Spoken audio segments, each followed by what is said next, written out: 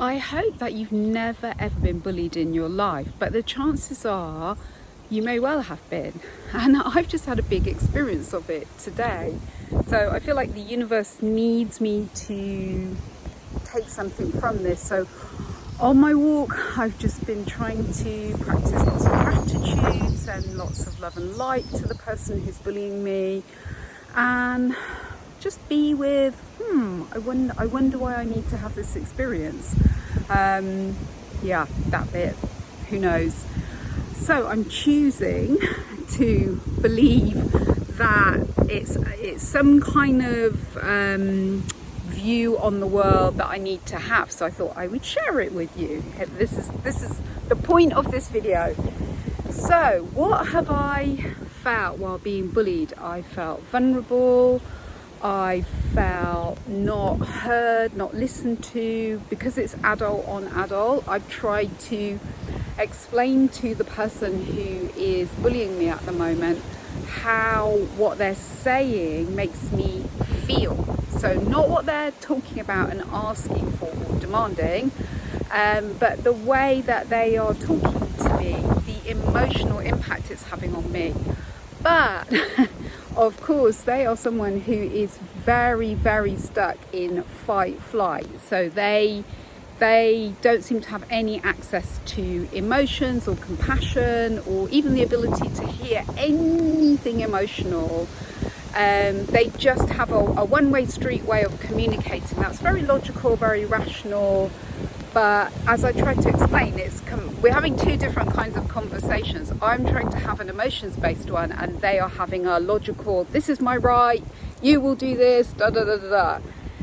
So it got me thinking about children and how often this happens to children. So children are predominantly, very, very much so, emotional, relational beings. They show up in the world full of feelings, and they don't really have much to do with being rational because they're not meant to.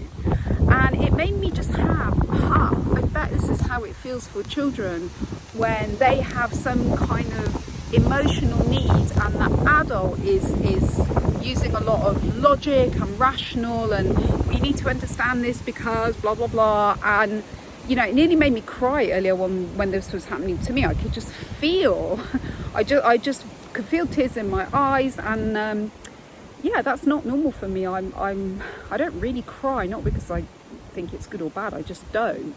So I was like, wow, this is what it feels like for children when we don't slow down and ground ourselves and aren't emotionally connecting with how they're feeling in that moment.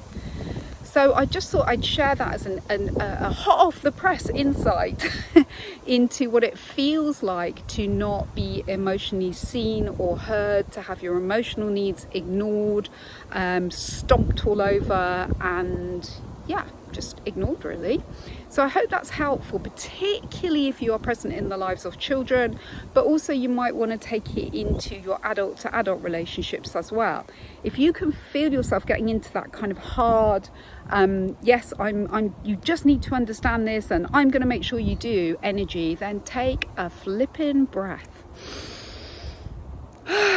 Ground yourself and try and access some level of emotional connection with yourself so that maybe you can communicate with the other person in a more emotional way. And if you're on the receiving end of it, then please know that it's definitely nothing flawed or failed in you at all. It's just somehow people show up in the world this way and somehow other people don't. So it's definitely nothing faulty in those of us who experience life on a more emotional level. Take care.